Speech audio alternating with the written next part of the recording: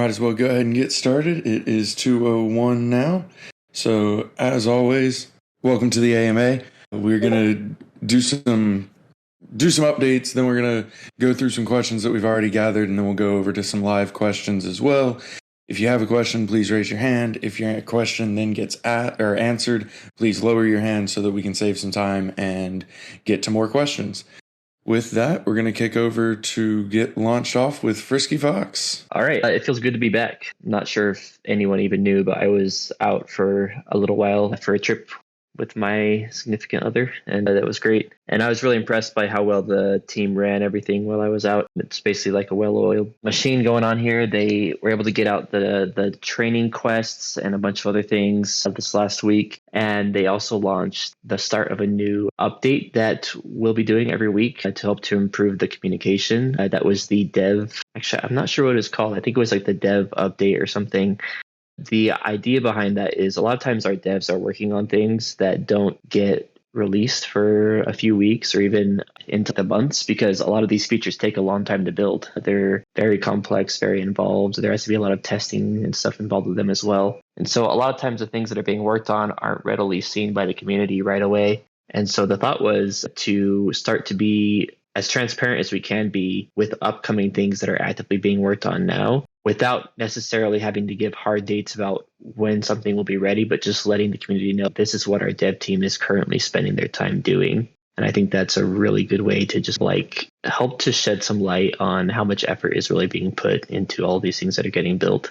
So I'm excited about that. That'll be a thing that we for sure continue to do as we go forward. But yeah, no, it's really good to be back. I couldn't stop my brain from always coming back to, oh, here's what I should do for duels, or here's an idea I have for implementing some diamond stuff. So there's just a lot of things that I was brainstorming the entire time I was out. And now that I'm back, I'm excited to hit the ground running and start to implement those things as well. We have some pretty exciting things to share from some of the amazing devs that are here. We have Beetle Dude, Pinecone, and Mr. Fawn, who I'm sure most know already, but I'll let them introduce themselves again and maybe share some of the things that they have been doing over the past week or two. So I guess, Bolin, I don't know if you want to take back over and talk about the order of that first. I was going to just let you put them on the spot. I guess I can do that. So let's start with Mr. Fawn, if you don't mind, Mr. Fawn. I know you've got a lot of really cool things to talk about, so turn time over to you. Thanks, guys. Good afternoon, everyone. It's always a pleasure to be here in these AMAs. I know we've had a big week this last week with some exciting releases. We had a couple bumps along the way that I think we've smoothed out. I imagine my announcements that I made last night probably covered a decent amount of the questions, but excited to really focus in on what positive improvements were made with that, what I'm calling the QV2 or Quests V2 refactor that was released. I mentioned it on a really small scale in the announcement, but the Quest V2 system was a ground up rebuild of the current questing system that we've been using for professions before Wednesday. And it really took in a lot of feedback and also a lot of learning that we have building like an NFT staking quest system. It's built out with a lot of cool features out of the box that are going to be implemented through our front end soon. But I joked that in Barcelona, I was approached by several people that wanted features like multi-queuing, multi-starting, making basically a lot of quality of life improvements for those that are heavy questers. And under our QV1 system, those kind of things weren't possible. But with the QV2, those are now made possible, along with some aggressive refactoring to bring down smart contract code sizes, stack depth, things like that we were running into in previous systems was made possible by our wonderful Magnus Iron Root, including not dropping too much alpha here, but including the ability for us to quickly port quests over to Crystal Veil, which is a upcoming feature. Still got to get through some big features and the respective heroes and summoning that could be coming as soon as next week. But the QV2 system is really we did have some bugs that did get discovered pretty quickly out the gate that were resolved mostly all by Saturday morning.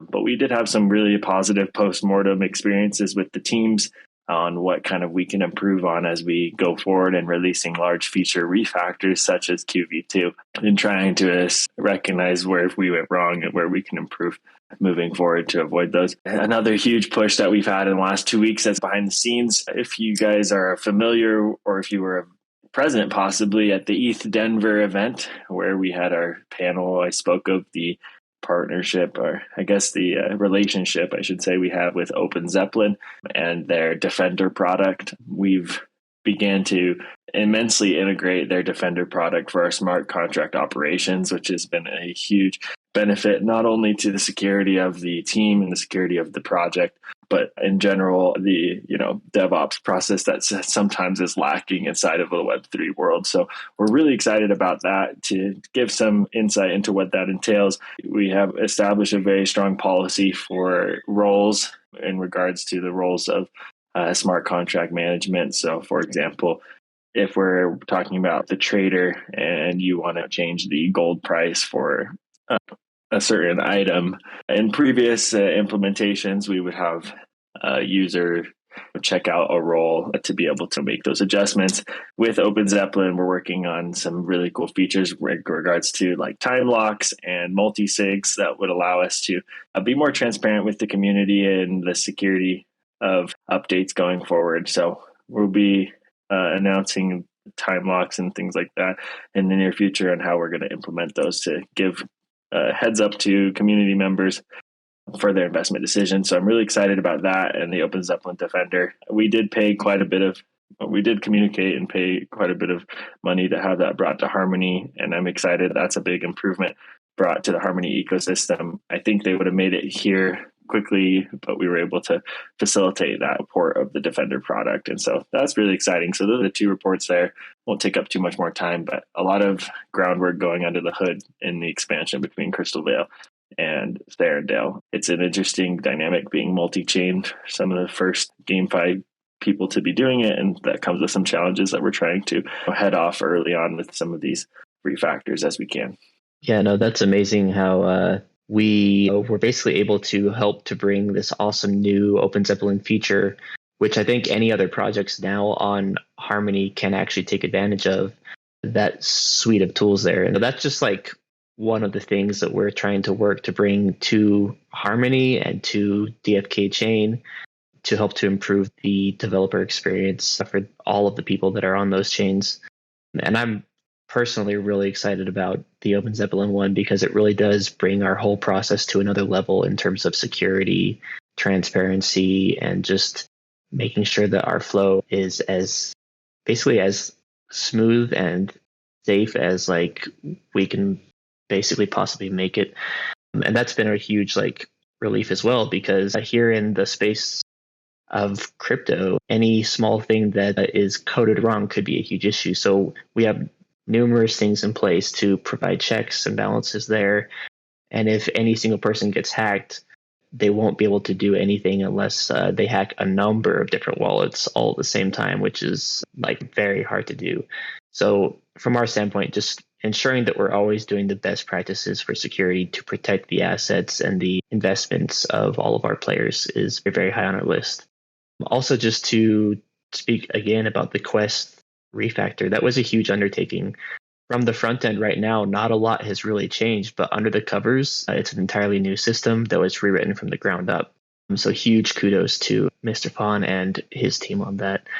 It really sets us up to be able to do some really cool things in the future as well. Yeah, so thanks for that, Mr. Fawn. Let's see. Pinecone, do you want to go next? I know there's some things you guys have been working on. Sure. Nice to be here.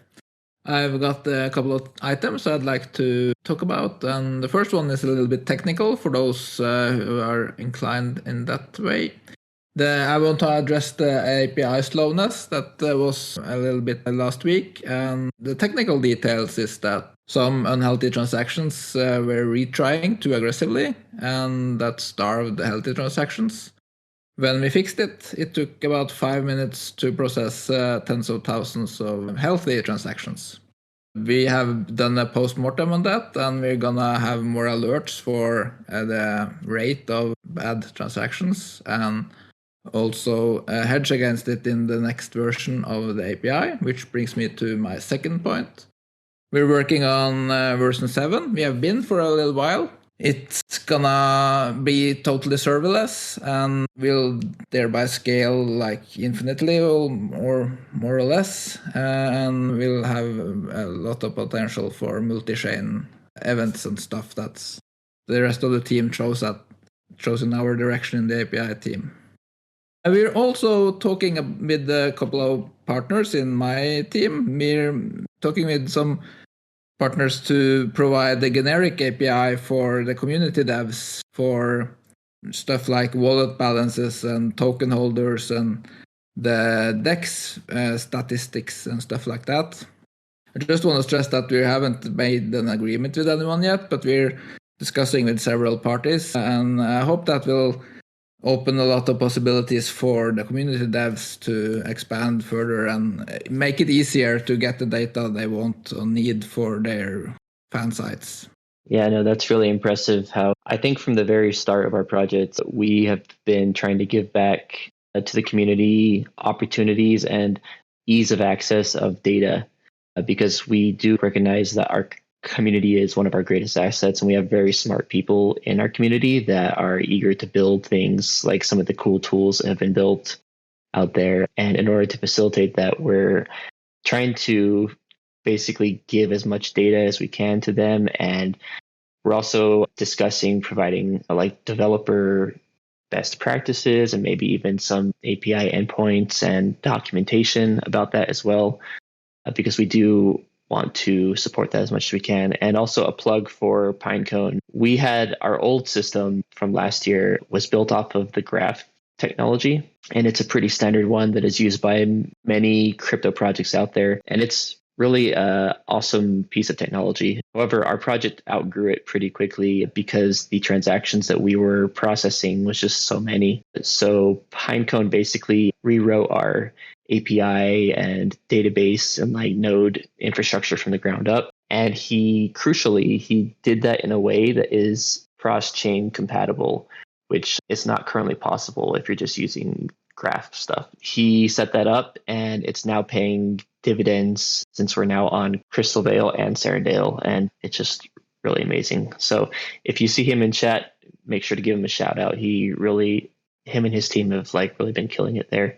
So Mr. Fawn and his team are the Solidity devs. Pinecone and his team are the API or infrastructure devs. Beetle Dude here is the director of the front end devs, which are more like the interface that are doing React, CSS, JavaScript sort of stuff over there. Beetle, do you want to speak next? Yeah, absolutely. I think you nailed it. So the other guys get to talk really technical and get really deep into the technical details, but you pretty much know what I'm working on. It's what you interact with all the time. I'm usually the first one to hear about any issues that you're having, and hopefully we getting bug fixes and stuff out as quickly as we can. But yeah, we do have some exciting stuff this week that's going out that I wanted to just point out really quickly, because it is something that isn't on the front that you won't be seeing necessarily, but our awesome lead front-end developer Typical has been working this past week on a large front-end performance overhaul optimization. So he has been working on just getting our build size down, getting it into a more reasonable spot so that it doesn't light your phone on fire or run a little bit slower than you'd like to. So he was able to do that and get our build down by a full 75%. So it's now going to be 25% as large as it was before. So once we get that pushed out in this upcoming release, hopefully you'll be seeing things be a lot snappier than they used to be. So super excited about that coming out. That's not the end of that kind of journey. That was just a preliminary performance pass. We'll be continuing to look at optimizations where we can and trying to improve the user experience and the speed that you're experiencing as well. So that's a big push. That's something we're going to be working on the sidelines as we're also working on large features.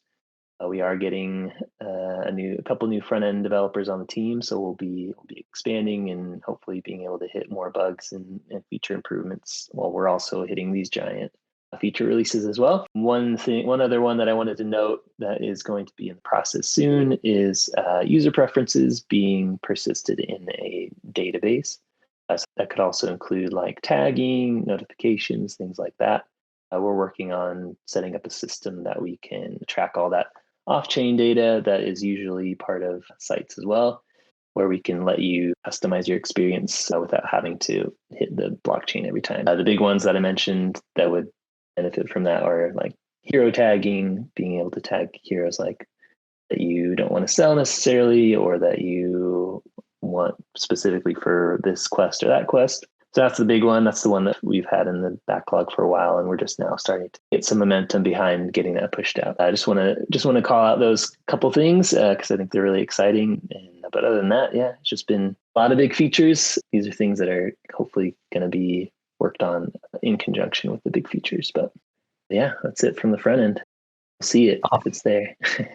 Awesome. Yeah, no, these guys are some of the hardest working people that I've ever had the pleasure of working with. Because I see all their hours because I'm also the one who has to pay them. And I'm always having to ask them like, hey guys, is this healthy? Especially Beetle Dude generally does 70 to 80 hours a week. And they just they have a level of professionalism that they want to make sure that they get these features out in the highest quality that they possibly can. And there's a lot of things to do. There's no end of things to do in a project like this. The stuff on our timeline is ever growing because there's all kinds of cool ideas that are coming in. At the same time, we also want to ensure we don't burn people out, that there's a proper and healthy work-life balance. And to facilitate that, we are improving our processes each week. We have retrospectives and things about what went well and what could be improved on, what unexpected things came up, etc. How can we better anticipate those in the future going forward? We have a really good project manager who is also helping us to improve our project management processes and increase the accuracy of the timeline, which is always high on our priority as well, because we always want to communicate as much as we can to the community about when they can expect certain things to be done. And it's always a moving target here in the software world. There's always stuff that will come up that were unexpected, or there's issues that are found during testing, which means certain pieces have to be rewritten. And each time that we do a new release, we improve upon that process and we get a little bit better, a little bit more experience, and our estimates get a little bit more accurate going forward as well. We appreciate all of the support from the community and all the patience that you guys have for that process, because at the end of the day, we're all in this as a team, us and the community as well. And we're all trying to do the best we can. And I've been really impressed with the amazing work that has been done by this team and all of the people that are on their teams as well. So yeah, to shift gears a little bit, I did want to spend a minute and talk about some of the state of the project. Obviously, the entire crypto space right now is in kind of a slump. A lot of times altcoins get hit the hardest with those types of things. But from our standpoint internally, whether the markets are up or down or sideways, it isn't a thing that really impacts what we do a lot, because what we do is the same regardless of any of that. And that is basically build. We're always trying to give our best work, whether the markets are up or down or sideways, adding value, adding utility to the assets that are in our game, including heroes, jewels, crystals, etc., items in the inventory. Everything that we do, we ask ourselves, how will this impact the economy of our game? And is this promoting the kind of user behavior that we want to see? So those are all very important things. And from our standpoint, we don't change our strategy week to week based on the market. We just continuously build and put out cool features. And we will continue to do that. We're here for the long term. We're not concerned about ups and downs as that goes. So that's our standpoint. There was some questions in the AMA channel. I'm going to be spending more time on those on the day-to-day and the week-to-week. Personally, I think it's important to always give as much transparency and communication as we possibly can to the community. So I'm going to be in there more just answering things as they come up. Feel free to tag me if you have questions. We're not here to skirt questions or to avoid the hard questions. We always welcome the hard questions, ask the hard questions. We're all here as a project, as a team, and we're basically all here in the same boat. So feel free to ask those questions. Feel free to tag me. I had a question in there that I wanted to address. One of them was about the state of Jewel airdrops and some of the rewards and things. I have a script that I wrote last week. I snuck it in when I was traveling on the airplane ride. So that is ready. And I held off on executing it because, again, I was on the airplane and I didn't want to crash halfway through with the spotty Wi-Fi. But I'm hoping to get that ran sometime tonight. It's all the way ready to go. I just got to make sure that everything in there passes a double check of the I's being dotted and stuff like that. But stay tuned for that. The other question was Hero Crystal recharge refund. So it was, I think, towards the end of last year, it was the start of this year. We replaced the Hero summoning contract with a new and improved one. And the improved one didn't require having to pay a Hero recharge fund for the crystals if you, for some reason, waited for too long to actually open it. So as a part of that, we do want to refund all of the people who paid that under the old system. And I'm still having to work on that. In fact, I have a task right now in my queue for that. So I'm going to hit the priority up on that, make sure I can have that get done ASAP this week as well. There were some questions about hero genes from the promotional heroes that the team was given at the very start of the project. We've been spending some time internally talking about that, and we have a plan for that going forward about how we're going to resolve that. It will basically involve saying that prior to all of those impacted heroes being able to participate in combat, they'll have to first basically repair those genes. They'll have to speak with a NPC, and I think we were talking about maybe a doctor NPC or something like that. And as a part of that process, they'll also get a airdrop reward there as well for basically having their genes get repaired. And then after that, they'll be able to be a participant in the combat system. So all of those impacted genes relate to combat, which is not out yet. So it's not anything that's currently impacting the game, but we just wanted to be transparent about our plan for that going forward and how it will be addressed. So that's that one. The other question that I heard a lot, what was it?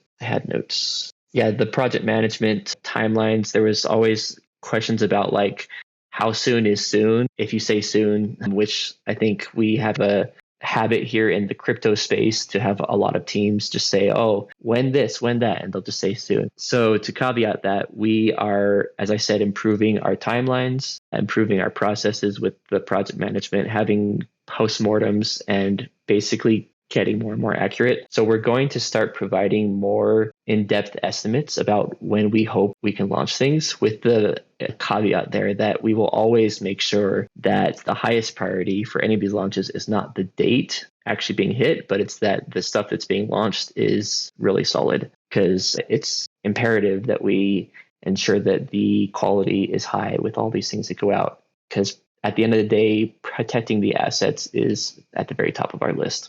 So with that said, we are hoping to get out the Gen 0 launch for the Crystal Veil as early as next week, if everything is able to go well and there aren't any unforeseen issues that come up. Take that with a grain of salt, but that is our goal. We feel like we can hit it, assuming there aren't any unforeseen things. And we're going to make a habit of continuing to give more accurate estimates for things like that as soon as we can. For pets, we are hoping, again, for a couple of weeks after that one, that will be our next big thing as well. We are trying to have those really big major features be 2 weeks apart, because that's when we do those really big releases for features, and we want to allow time in between for basically monitoring the stuff that just went out and having any hot fixes that might be needed to have some time there as well. So we do space those out, even if they might be ready to launch at the same time. We don't like to launch a lot of really big things at the same time because the risk is higher. So that's our new strategy for those. And we just wanted to let you guys know that we are basically trying to make a point to improve our communication with the community as much as possible. That's very important for us. I think those were the main things. Bolin, you could probably remind me if there's any that I'm missing. Was there anything else that we should probably address before going into the questions aspect, or are we good to just head into questions? Only thing I was going to ask, just as a clarifying question, is for the Crystal Veil Gen Zeros, or the Crystal Veil Hero launch, I should say. When should we expect or anticipate the Gen Zero raffles? Yeah, excellent question. So we had a number of things that qualified our players to receive either hero raffle tickets or actually just qualified to win Gen Zeros. We have our current one that is still outstanding is the Crystal Veil Jeweler X crystals that was staked. I believe that period is now ended. Correct me if I'm wrong, but I think it was only until, I want to say, the 23rd. Is that right, Bolin? Okay, yeah.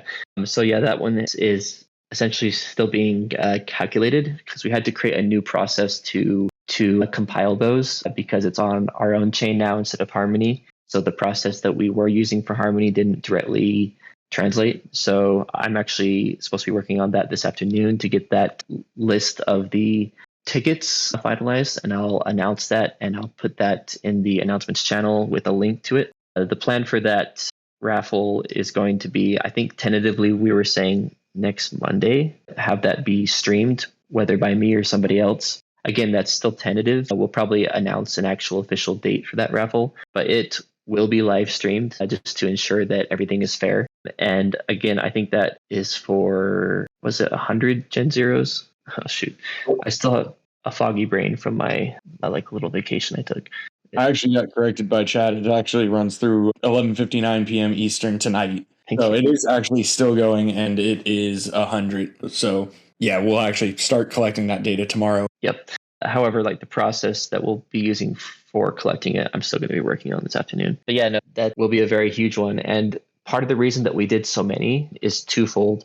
One of them is to try to give back to the community. With our first Gen Zero sale that we did for Serendale, it was like very different. We were still very new. A lot of the people who invested were basically investing in the unknown to a certain extent. This time around for the Gen Zeros, everybody knows that they have a like very high value proposition and everybody wants to get their hands on them. And there is only 500 of them to go around, and it's not enough for everyone who wants one. So rather than having our team sell them again and essentially try to set a price arbitrarily, we instead want to give away the vast majority of them to the community and have them basically handle the pricing and all that in a sort of a very like natural, organic way. But it also basically makes the community the direct recipients of the value of this expansion rather than our team being the direct recipients of the value of the expansion. And that's in line with our strategy going forward, is that we want to give everything back to the community as much as we possibly can and make you guys be partners in that. It also helps to incentivize the right behavior that we want to see in our game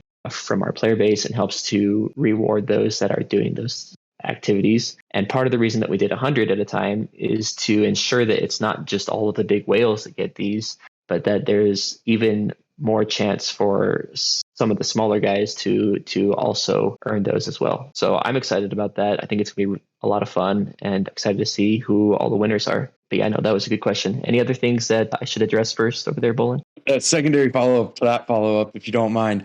Are we looking at doing essentially one stream of the snapshot raffle, the perilous journey raffle, the leaderboard raffles, etc., or are we looking at potentially breaking those into a few different streams? Yeah, excellent question. I think all of it at once makes the most sense so that our players and users can schedule their time and have it all get done at once. We already have most of those lists already compiled, so it's just a matter of opening a few different windows with each list and hitting the button for each one until we get them all drawn. And I think it'll be a lot of fun. Full send. I like it. I think that was all for right now, at least. So we can hop over to some of the questions that we've gathered in advance, and then we can try and snag a few live questions before we call it a day. The questions that we have grabbed in advance should, I think, actually be pretty quick, too, which is nice. So the first one is for Mr. Fawn here. Is there a status update on an auction house? Yeah, there is. So I'm going to couple this question with another question I've seen in the community in regards to the the pages of the eternal story. So the auction in our development cycle, we have, if anyone's familiar with software process, we have a backlog, we have selected for development, we have scheduled testing, a little process. What I will say is that the auction house is out of backlog, out of selected for development, and scheduled. That's as detailed as I'll go right now, but it is now being worked on. And top of that, some details about the auction house is that we are going to be supporting, which could work still through our decks, but will probably be better for certain ERC20s inside of the auction house. We'll be supporting ERC 721s, which is basically you can choose to use the continuing the tavern or the land auction, or you could use the auction house. And we will be supporting ERC 1155s, which is what the pages of the eternal story is based on. For those technical on the ERC 1155s, just a quick answer, you can import that into MetaMask Mobile as an NFT collection, but in-game will be coming with auction house. I'm supposed to avoid the word Thune, but yeah, it's selected for development and scheduled. Fantastic. Thank you much. I'm really excited to have another buy and sell option in there. So we have two other questions that we went ahead and snagged. Both of these are going to be for Beetle here. So the first one is saving hero search filters. So like a saved search set. Any thoughts? Yeah, absolutely. I did mention, excuse me, in my original intro that we were looking at having these kind of separate database to store some of this information that we don't necessarily need to have on the chain. So I think this qualifies. It seems very similar to what we've talked about with tagging, and I think it makes sense. I think the long-term goal would be to just improve the hero selection screen in general. It seems like it would be simple, but there's definitely a lot going on with kind of that filter screen that make it a little trickier than it looks. But this is one of those things that I think we could benefit from there as far as like tagging goes, and then having these kind of saved search filters. I don't think we've talked quite as much about the saved search filters, but that's definitely something that we could do in conjunction with tagging. So yeah, I think it's a great idea. Something that we can get on the board and in a spot where we can keep track of it and look what the best way to implement that would be from a UI perspective. Awesome. And then the follow-up question, which is along those same lines, is a perilous journey filter for the tavern. Yeah, that one will probably be simpler. We do get that information from the API currently, and we might be able to make use of it similar to how we do like questing and for sale and for hire filters on the user hero selection page. So yeah, I think that's definitely doable. I think it's great that we're bringing these up because that makes it so that we are aware of it and can add it to our board. So I'll make sure that these get added and folded into our release cycle. Yeah, great question. Fantastic. Appreciate that. And we are going to go ahead and pull a couple people up on stage for some live questions. As always, I'm going to pull up a couple people at a time. Please mute yourself until we are ready for your question. That way we can keep moving a little bit faster than waiting on somebody each time. And with that, good to see you as always, Metas. Hey, good to be here. I'll apologize beforehand. I have one question, but it's quite a lengthy one, and it needs quite some phrasing as well. So, first of all, very glad to hear the updates, but I have a sort of a fundamental question, I believe. And if I would have to title it, I might have to title it, what is DFK's core at this moment? So why do I ask this question? This actually used to be very clear. There used to be Serendale development, a lot of quick patches, a lot of new content. In short, a lot of agile development early on. And after that, obviously, the team grew, horizons expanded, cross-chain was on the horizon, everyone was excited, and rightfully. However, while not discounting the Herculean efforts that have been done in the meantime, such as the ones discussed on this very AMA, again, props for those, but development has slowed down from a front-facing perspective. Serendale features such as gardening and mining have been in beta on the beta sites for over 4 months now. Supposedly core features of gameplay such as PvP or land for guilds and travel haven't seen updates for months with no real end date in sight. And all of the recent outward-facing communication has centered around the expansion, the new DFK companies such as Kingdom Studios and DFK Chain. However, in the meantime, the grant program has disappeared and the hero class tree, which we've discussed last week, wasn't internally resolved, even though the issue was known for months beforehand and only seemed reacted to after the community brought this up. Moreover, and perhaps more importantly, there now seems to be a conflicting sentiment in the team's vision. I quote from the document shared at November the 22nd last year, called DeFi Kingdoms Expansion Strategy, and I come from the start of the conclusion section. I quote, "For those that have fears of DFKs being less focused on harmony, I hope that this overview has shown quite the opposite. We want to help the overall awareness and reach of the Harmony brand. We want to promote cross-chain gameplay for those interested in more endgame features, and have structured the expansions in such a way that existing players and new players both benefit with an increased ability to earn and add content to play." End quote.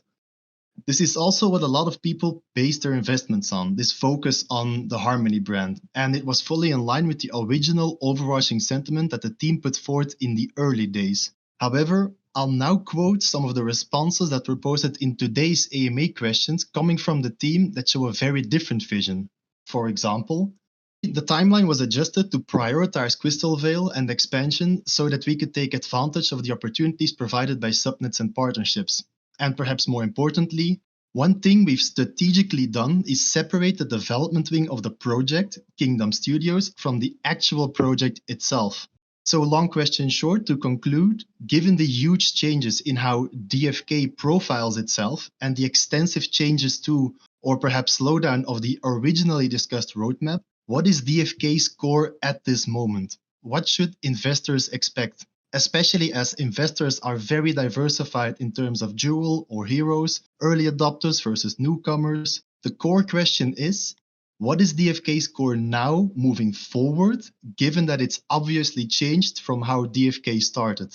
Yeah, I wouldn't say that it's necessarily obviously changed from how it started in the same way that you're saying it there. The core of our game is and always has been and will be going forward on Serendale. It does represent half of the gene set. All of the newer features are going to be released on Serendale first, for the most part. Pets, equipment, combat, all those things like travel, lands and guilds, buildings. A lot of really cool things are going to be basically launching on Serendale, and we have basically been shifting gears to give a new emphasis onto that as far as our roadmap goes. For the expansion strategy, Crystal Veil basically ended up being a lot more involved than we had originally envisioned an expansion would be. The original basically plan for expansions was that we would basically clone most of our contract and have them get pushed out to other chains and then use bridges to. But with Crystal Veil, we very quickly recognized a cool opportunity for us to provide additional utility for Jewel in the form of a gas resource for our own chain. In examining the amount of transactions that we were pushing through on Serendale, we basically make up at that time, and I think we still are, a very significant chunk of the transactions that are being processed through Harmony. So the opportunity was there to basically say, hey, instead of basically burning all those Harmony 1 tokens for all of our transactions, why not also have extra utility for Jewel so that the holders of Jewel will have a deflationary mechanic put in place to spend it, and have our players even have the ability and potential to serve as validators to secure the very game that they play on our own individual network. So it was a cool opportunity that did add a lot of effort, and we determined that the additional effort was worth that. And I think we've been seeing that was for sure the case. There's a lot of new opportunities now for partnerships and for other players to come in, and stuff that we can do on our own chain that we couldn't have done on other chains. So I think it was the right move for us 100%. But yes, it did impact that timeline because of the additional effort involved. It was basically, instead of just trying to clone all of our contracts and have them get pushed out, we had to also build an entirely new blockchain, essentially from the ground up, as the flagship subnet that was ever released on Avalanche. And we worked very closely with their team on that, and they helped us a ton, and we're very appreciative of that. But at the end of the day, we also had to basically break a lot of ice trying to get that pioneered. And Mr. Fawn was a huge contributor there, and he did a great job. So yeah, that's, where we're at. I don't think that the core vision or plan has really changed that much. We do, of course, evolve as we grow. And speaking of growth, as a team grows, especially in the software world, there are additional processes that have to get put in place to make sure that things can stay cohesive. Anytime you have a bunch of cooks in the same kitchen, things can and do start to become a little bit chaotic. So you have to add additional processes, project management, release plans, postmortems and such, which you don't necessarily have to do as much with a smaller team that can stay more agile. I have been involved in leadership over the years with having small teams grow into big teams, and I'm pretty familiar with how that can usually go. But the net result is that growing a team can and will improve the throughput, but only after you put in a bunch of processes in place that can, in the short term, even slow down that amount of stuff that you can put through at the same time. So we're in that phase right now where we're growing, we're having some growing pains, we're implementing new processes, we're improving things. And I think we're at the point now where we're starting to hit our stride and starting to really turn out these really complex features, which each one individually is a huge effort. And I think you'll start to see that more and more as we go on, that there will be some really cool and really big things that will get put out. So that's where we're at. I don't think a lot has changed personally. We do grow and we do adapt as we go, but the core goals are the same, which is to provide value and assets add utility and provide value to the project and to the network. We have a Kingdom Studios entity that was set up to essentially hedge against risk and regulations and things like that, in very much the same way that Apple Labs and others have a entity that employs actual developers and marketers to provide services to the project or to the more decentralized entity that's out there in the form of a DAO or other things. So ours isn't really anything that's very different from any of those other tried and true practices that are out there. I hope that answered most of your questions. Was there anything else that I missed that you wanted me to talk about? No, I think it's very clear, and maybe I'll be clear as well, because I really didn't want to undermine any of the efforts that you've did in the recent months either, because I truly believe that what you've done also on the back end, because I obviously spoke about the front end development, was incredible. All I specifically was aiming at was how some of the forward communicated sentiment about where the development priorities would lie or which things might be pushed out a bit sooner, how those things might have shifted because of the opportunities that you've mentioned. It wasn't so mentioned as a critique on what you've done specifically, more if it was a critique at all, because it really wasn't a critique. It was more an interest in how your vision may have shifted, but apparently it's remained fairly the same, on how that potentially could have changed because of the words that DFK as a team uttered earlier versus the actions that we see right now. But I'm fairly sure that perhaps, as you said, moving more efficiently and getting new processes in place and upping the communication on also the things that are still in the backlog might really help put those fears or put those thoughts out of people's minds. So thank you for the answer. It was really insightful. Yes, I think you hit the nail on the head there, that it's very important that as we grow, we make sure to stay transparent and give good communication. And that's at the very top of our list, especially this week, is how can we improve those things to ensure that our community is well apprised of everything that's being worked on and the plan that we have for now and also for the future. Yeah, no, really appreciative of all of the very thoughtful questions that you always bring here on these AMAs up here in Metis. So thank you very much for that, and really good to see you around.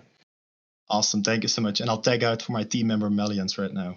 Hey, Fox, a quick update just on the grant comment as well. I think the grant program disappeared. It's been working on significantly and made a ton of progress. I just want to say probably within a week, there's going to be a more specific update on next steps of grant program, given all the feedback we got from the community. So just want to make sure that was addressed. I'll just say really briefly too, hi everybody, this is Sunbear. Yeah, I'm really looking forward to sharing with you our launch and updates and feedback from the community that we've implemented. We have a lot of really great things happening with our new Kingdom Build program. Next few days, you'll be seeing our launch date pop up, and really excited to share that with you. Awesome. And Malians, what's going on? Hey, what's up? I did have a question, but I also just wanted to chime in about Matez's question. I probably pay a little bit more attention than a lot of people do about things, and the white paper, as you see things change over time, like there has been in the last 3-4 months, there's been so much movement of team members to other departments, and it seems like that's like the combination of everybody learning their space of what they do best. And I think that like also factors into the getting the project cleaned up before you're able to move at the fastest pace possible. But realistically, Yeah, I think that's exactly right. I think that my biggest question currently is do we have a coming gold sink that we could use to regulate the new income of gold coming from other than just mining? A gold sink. Hubert would really be the right one to answer that. And I don't even think that I'm necessarily. Oh, there he is. Okay, Hubert, I'll let you handle that one. Yeah. So at the exact, like right now, at this moment, we only have what you can do with Merchant Zada. And there's some additions that we are planning to do with him as well that will help with gold sinking from him. But we're not quite ready to announce that yet. But beyond that, we do have a lot of features planned associated with traveling and with the combat system and also crafting system where gold will be used for those things, or they'll be optionally used depending on which thing we're talking about. So yes, there are plans for more sinks. It's just a matter of the development cycle and what we need to get in place first. And with traveling, that's a big one, and also with the usage of lands as well are another big one. Just right now at the moment we have pets and the level 10 profession quests, and then the Crystal Veil Gen 0 heroes. Those are the big three that we're pushing on at the moment. But traveling and PvP and whatnot, those are all big features that we do have on our timeline. And once those get out, yeah, you will start to see more of a gold sync happening. Absolutely. And I know you guys are through and through with the economy of this game. I love it. I just wanted to ask because there's been a lot of time in between each step, and that time causes a growth in inventory over utility. So probably my biggest concern. Thank you. Awesome. Appreciate your Malians. Dunsparrow, welcome. Hey, thank you. So you guys, first of all, I just want to say, unlike Matez and Malians, I really appreciate the work you guys are doing. I think you're doing a great job. No, I'm just kidding, guys. Sorry, I had to do that. Sorry, Matez. So I was curious about the raffle for these Gen Zeros. Some of these entries were acquired like a long time ago. So I was wondering if there was going to be a process of verifying that recipients of these Gen Zeros are actually still active in the game and stuff, like they're not dead wallets or they've moved on or things that could happen. Probably wouldn't be a lot of that, but since there's only a limited number of Gen Zeros, I just wanted to verify that y'all were going to do something along those lines. No, it's a good point. I don't know if we've actually spent a lot of time really thinking about that internally yet. Some people, they are behind the scenes sort of player, and they don't necessarily want to have a lot of like interaction. So I guess the question comes up about like logistically, how could we go about that?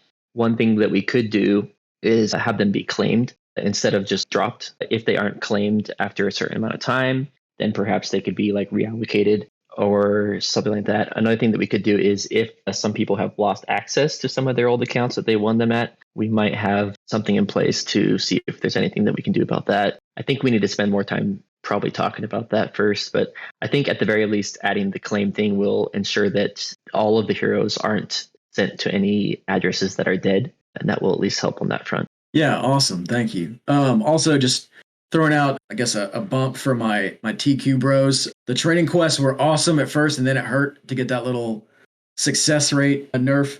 And I'm just thinking about some of my heroes that are feeling sad lately. Wouldn't mind getting a little bit more experience out of those training quests under the new regime. But that's all I got. Yeah, experience points are a hot topic, we have a lot of things that are coming that will be increasing the amount of experience that you can earn if that's what you want to prioritize and maximize. And our plans for this is to allow our players to have a lot of different things that they can do for options, where if they want to prioritize like earning, then they might do X, Y, or Z, or if they want to prioritize like skilling up or increasing their level, they'll have other options as well. So we do have things in the works for that as well. So stay tuned. Thank you so much. Thank you, Dunsparrow. Appreciate it, Dunsparrow. I'm going to slip in one more question on y'all before we wrap up here. Sorry for going a little bit over. Ogre. We always have time for Ogre. He's our favorite. Appreciate it. Glad you guys got some rest. Hopefully that just spreads like a disease throughout the team. Everybody takes a vacation this summer because y'all have earned it. Thanks for all the amazing. A quick question out of left field. Sort of early on, you had mentioned building the game out as well as building out the DeFi side of the house. And there's been a lot of talk of building the game out, but not a whole lot of building out the DeFi side. I'm curious if that's still in the near term or is that more long term? Are we going to see features like perpetual swaps versus just an AMM, or maybe being able to take loans out against our banked Jewel or possibly even quasi-illiquid heroes? Well, you're asking all the right things for Dreamer to pop up on stage like he did. So he's got some really great updates, I think, on that front. So I'll just let him talk about that. Yeah, I think your question is, we're looking to do it natively rather than through DeFi Kingdom's platform. Will we have access to Jewel-based lending, Jewel-based perpetual contracts options, and so on? So I'll answer both. I think the former, native functionality through expanding DeFi through our devs, adding our own protocols to have in-house lending and various swaps and options. I would say currently that's not what we are focused on. I think our resources are focused on the many things on our plate that's been talked about today. However, for the platform to offer expanded DeFi utility, we are leveraging the gamified front end that we can then partner with existing established protocols that have their own dedicated teams for risk management and the liquidity related and all the ongoing technology and innovation in that space. So far, Banky is one that we've talked about in terms of lending.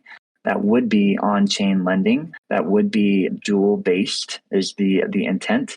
Yes, answering that first question, it's in scope. We're working on it, but not necessarily natively. There will be profit sharing as well. So it wouldn't just be it benefits Banky and we get utility, but we are truly partnering with these protocols to then have a fee sharing, profit sharing back into the ecosystem, which is more TBD, most likely through the respective jeweler. In terms of perpetual swaps, no current protocol as far along, but for options, and that's what the DopeX partnership is, and that is intended to be not only on DFK chain, but on Harmony as well, where we will have Jewel and possibly after that, even crystal-based option vaults for both calls and puts. I'm very excited about that progressing. And then there are other protocols that we're in contact with related to DeFi. So does that make sense, Ogre? Natively, not dedicating our resources to further strain and enhance that, but are looking to add the functionality both by way of usage on the platform and related fees accumulated to be paid out to community in creative ways. Yeah, it makes 100% sense. Keep the team focused on what you guys are doing, which is winning, and then branch out to other teams that are winning in their fields and combine forces, thereby making the ecosystem, the greater DeFi Kingdom's ecosystem that much stronger. The only thing that I would request is that you possibly use XJewel instead of Jewel so we can leave it banked. Thanks again. It's a great point. I think that's been brought up as well. And when it is appropriate and more appropriate and less appropriate for like liquid staking as XJewel as it relates to any validators or borrowing option vaults, sometimes it makes sense. Sometimes from a risk management standpoint, it doesn't. So that's a great point. The only thing I would caveat is, at least on DFK chain, a lot of these protocols, before we can really get going, we do need like price oracles, so like through Chainlink and others, which is a progressing conversation as well. Whereas on Harmony, we may see a couple of these DeFi protocols come first, which, as was noted previously and reemphasized today as well, we are still focused on Serendale. Serendale is our base core home realm. and something like Dopex or others could be seen there prior to DFK chain, possibly, if there are, I'll call, delays in the overall Chainlink price oracle as it relates to getting that live in DFK chain, which is already live in Harmony. So hopefully that helps people understand the timeline as well. There's a lot of good that we want to do and build and partner with, and there are some limitations that we're progressing each day and week. Thanks, Ogre. Hey, if I could slide one more in real quick. I'm sorry, guys. I know we're stretching over. Mr. Fawn, I've actually been hit up by a few Harmony validators who are in the DeFi Kingdoms community who are interested in starting up validators on the DFK chain. I know that's a feature you guys were working on. Any ETA on when we might be able to spin up? And then I promise I'm done. Thank you, everybody. Yeah, no worries on that question. So I had meetings this week with Ava Labs discussing our validator expansion strategy. There's a balance between us attempting to allocate our resources towards something that Ava Labs is already building themselves in regards to a more permissionless subnet, or focusing our resources in tandem with them on developing chain protocols and chain development while they handle that set of systems. I think at the moment, what we're still going with as our initial strategy is over the next, I'd say 2 to 4 weeks, we will see that expansion of validator sets to our partners, mostly established with trusted relationships and potential fee sharing agreements and people who have heavy stake in the game. That's because the subnet lives on a proof of authority system, which requires there to be, it's not as trustless as I would prefer at the moment. So in tandem with the developments of Ava Labs, we'd be expanding with them to allow for a truly decentralized, chain and allowing community members to jump on board. If that takes a long period of time, longer than the estimates that they're giving me now, we will explore more DAO-based validator sets, maybe in conjunction with our guilds. I hope that kind of gives you at least some idea of where we're at. I don't have any hard dates to provide you for that. I guess, that answers pretty much everything. The only clarification I would ask is those soft dates, are they weeks or are we talking months? For which part? For Ava Labs spinning up the better set for validators before we expand beyond our 8. Yeah, it's not my place to share their estimates on their timeline. I think they'll announce as they keep going, but I would say it's not weeks. That's all I can say. Good to understand. Appreciate it. All right. I appreciate it, Ogre, as well. Appreciate everybody's time. Anybody have any last minute thoughts before we kick over to Fox to close us out?